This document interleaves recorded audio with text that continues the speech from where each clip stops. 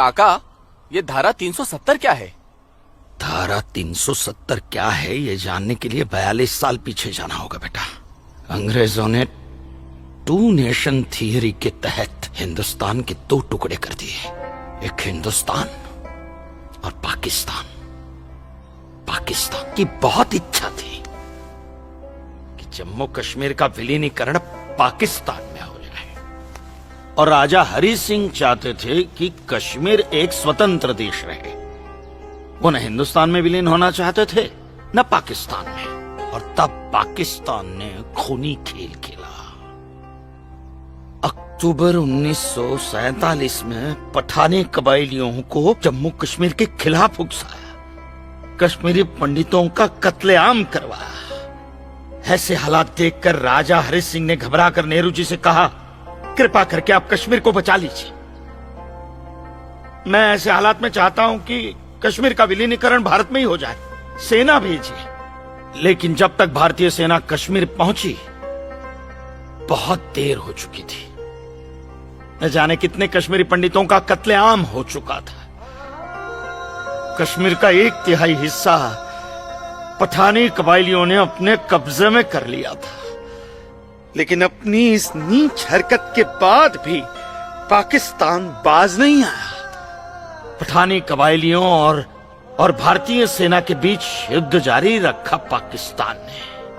संयुक्त राष्ट्र सुरक्षा परिषद के 3 सदस्य आयोग की रिपोर्ट पर 13 अगस्त 1948 को पठानी कबायलियों और भारतीय सेना के बीच युद्ध विराम घोषित हुआ, और यह तय किया गया कि कश्मीर समस्या का हल जनमत के आधार पर ही होगा। सितंबर 1951 में मताधिकार के बाद एक बार फिर जम्मू कश्मीर के भारत में विलय की पुष्टि की गई, मगर इसी दौरान शेख अब्दुल्ला ने अपने हाथों से धारा 370 का ड्राफ्ट तैयार किया और नेहरू जी को सौंपा।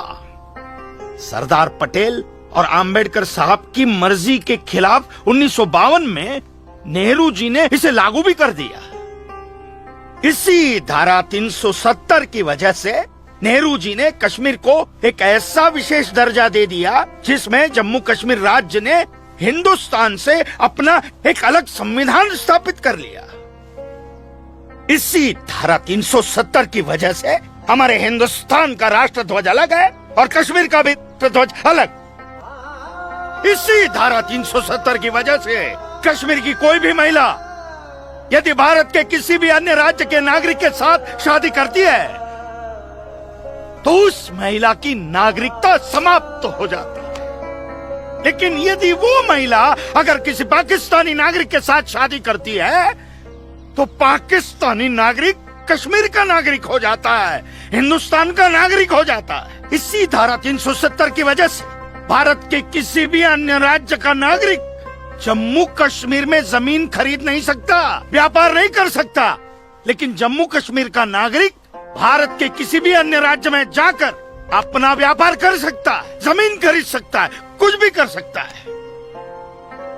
अरे ये बिग लैंड एबोलिशन एक्ट क्या है पता है? यदि जम्मू कश्मीर का कोई भी मुसलमान जमीन ठेके पर लेकर खेती करता है तो कश्मीर की सरकार उस हिंदू को बिना मुआवजा दिए वो जमीन जबरन उस मुसलमान को दे सकती है। ये है बिग लैंड एबोलिशन एक्ट, ये है धारा 370-35 से, और इसी का नतीजा है ये गिरधारी जी का फैसला। और सिर्फ यही नहीं, ये जो सरकार की ऋण निरस्तीकरण योजना है ना, इसके अंतर्गत उन सारे मुसलमानों का कर्जा माफ कर दिया जाएगा जो उन्होंने हिंदुओं से लिया। बताइए। सरकारी नौकरियों में 5% का आरक्षण हम हिंदुओं के लिए किया है। सारे हिंदू कश्मीर से चले जाएं, यही चाहता है पाकिस्तान और यही चाहते थे शेख अब्दुल्ला।